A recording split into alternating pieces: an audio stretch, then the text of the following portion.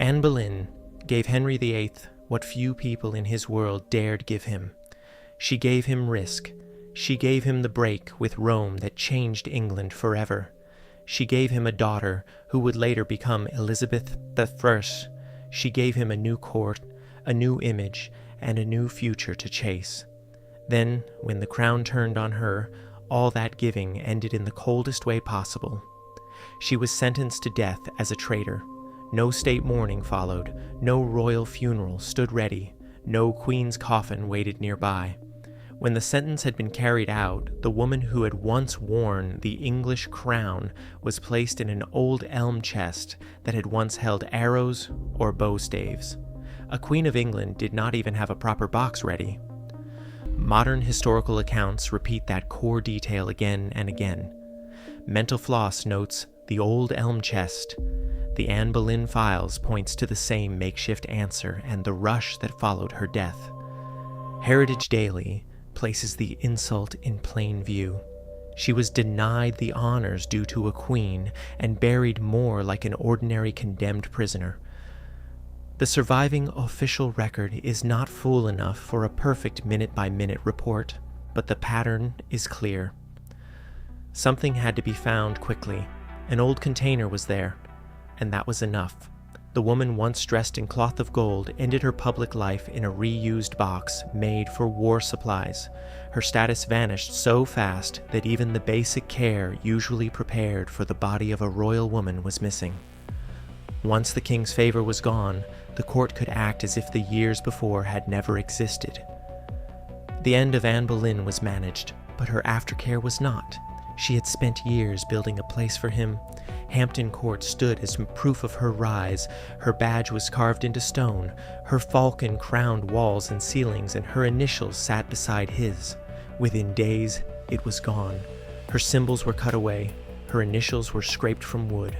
Workers moved fast, and the same palace she had filled with her presence was stripped clean almost overnight. Carving accounts, still preserved in palace records, show payments made immediately after her fall. Craftsmen were hired not to build, but to erase. Wood panels were taken down and replaced. Stone details were altered, and initials were recut. In her place, a new set of emblems appeared. A panther, new initials, a new queen, Jane Seymour. The Seymour panther appears in locations that had once held Anne's falcon. Documents from the Royal Mint explain that the Seymour panther stood for strength under control, carrying the message of a stable queen. Anne's falcon, rising and crowned, suggested ambition and elevation. The contrast was visual. Letters from foreign ambassadors preserved in state papers describe how quickly Jane Seymour was presented. The palace supported that image, yet high carvings, difficult to reach, were sometimes left untouched. Details hidden above eye level survived. Modern surveys of Hampton Court have found these traces. Anne's falcon appears in places where workers did not or could not reach easily. The removal was physical work done under pressure. Anne's presence was targeted where eyes would see, where visitors would notice, and where ambassadors would report. The surviving symbols exist in places that did not affect the public image. The court actively rewrote what had been visible. Someone made sure, as quickly as possible, that most people would forget. Catherine of Aragon gave England almost everything a queen could give. She crossed the sea as a child bride. She buried her first husband and married his brother. She stood beside Henry for more than 20 years. She carried child after child and watched most of them die. She held the court together through wars, pageants, sickness, and prayer. Then, when her own end came, in January 1536, the man who had taken her youth took one last thing. He ordered that she should not be buried as Queen of England. She was sent to the grave as Dowager Princess of Wales, a title from a marriage that had ended decades earlier. The papers tied to that funeral show this was theater with a coffin at the center. The marriage had been wiped out in law, so the funeral had to help wipe it out in memory too. Once he stripped her of the title of queen, the label left to her reached backward to erase the life she had actually lived. The body in the church was the body of a queen, but the name used over it was chosen to say the opposite. Henry had declared Mary illegitimate. If Mary had stood at Catherine's funeral, everyone watching would have seen a line that Henry had tried to break, still holding firm. Mary's attendants would have said that the first marriage still lived in public feeling. So Mary was kept away. She was barred because her tears had political meaning. One account tied to the burial states plainly that Henry ordered she be buried not as queen, but under that earlier title. Another line of evidence around Mary's exclusion shows he did not want the funeral to turn into public sympathy for Catherine. He was still staging the argument at the graveside. He was still trying to control how people saw Catherine after death because he had failed to make her submit in a life. The title, Dowager Princess of Wales, came from the oldest trick in Henry's campaign. If Catherine had truly been Arthur's wife in full, then Henry could argue his own marriage to her had never been lawful. The funeral told the realm that Catherine's queenship was over and that Mary's place was broken. A mother sent to the grave while the child she had fought for stayed away not by choice, but by policy.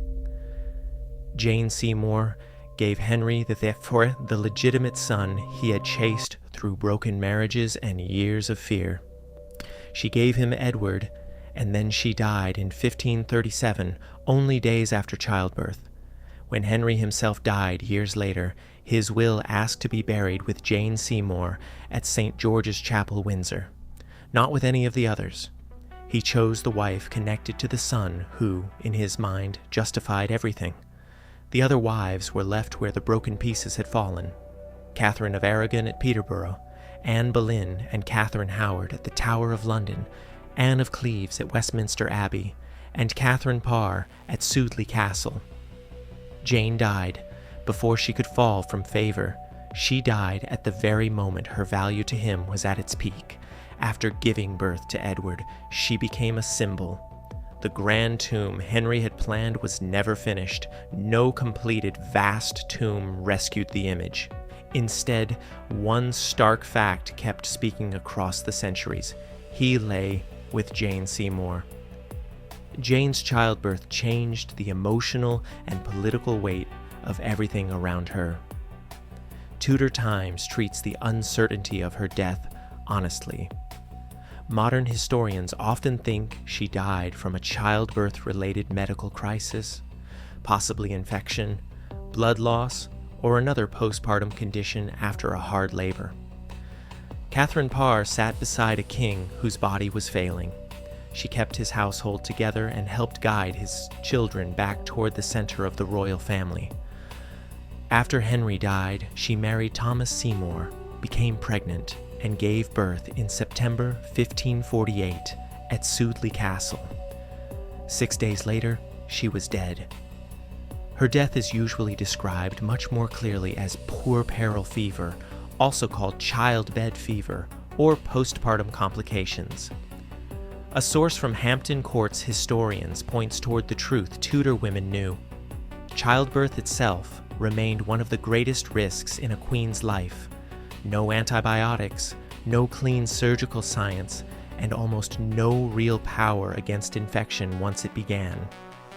The body survives, the birth itself long enough to suggest relief, then comes the turn. Catherine's 6-day decline fits childbed fever perfectly. She gave years of care to a king who consumed people, managed a kingdom while his body failed, and rebuilt family ties. The reward for all she had given was 6 days between delivery and death. In Tudor England, childbirth was often a medical gamble with terrible odds. Both women were caught in one lethal reality. The court celebrated the birth and could do little once the mother's condition worsened. Catherine Howard walked into the court as a teenager and gave her youth. By February 1542, she was inside the tower. Her life ended under royal order. She was buried in the chapel of St. Peter at Vincula. The chapel inside the tower became the place where queens who fell from favor were placed out of sight. The records show burial was about keeping their memory locked inside stone walls. The entry of deaths strips her title at the exact moment her life ends. For over 300 years, the exact resting places were unclear with no public markers.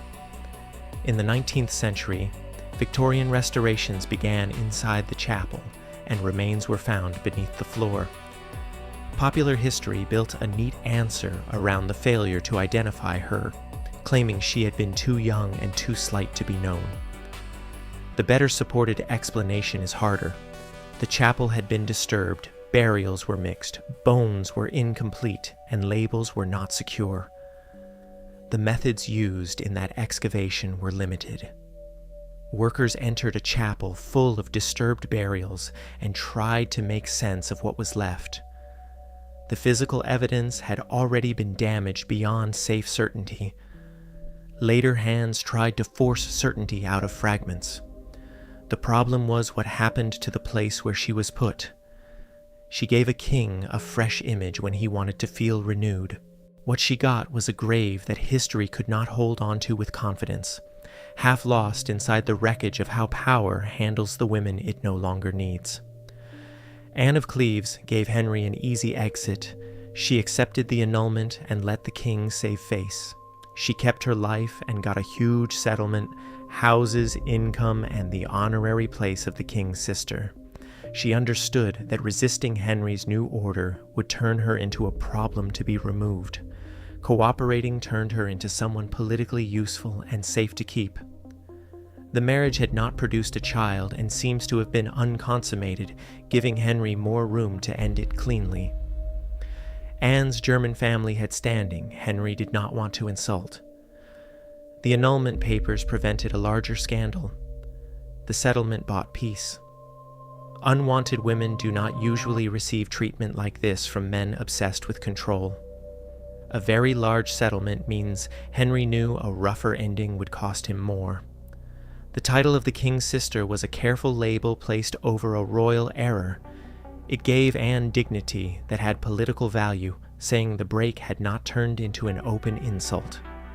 She stayed in England, lived quietly on her estates, and avoided the court's most dangerous spaces. Quiet meant fewer chances to be used by one faction against another. She outlived Henry, who died in 1547, and lived until 1557. She accepted a smaller place and kept a real life. She gave up a crown and kept herself. In return, she got time to live outside the center of court danger, time to hold property, and time to outlast the man who had set the terms. Catherine Parr gave 20 years of survival, 3 years of caregiving to a massive, deteriorating ruler and her own body in childbirth. The system buried her exactly 6 days into an untreated fever. If you have ever given everything to people who simply moved on when you stopped serving them, the pattern was designed exactly this way. The surviving archives show it was never a tragic mistake. It was the procedure.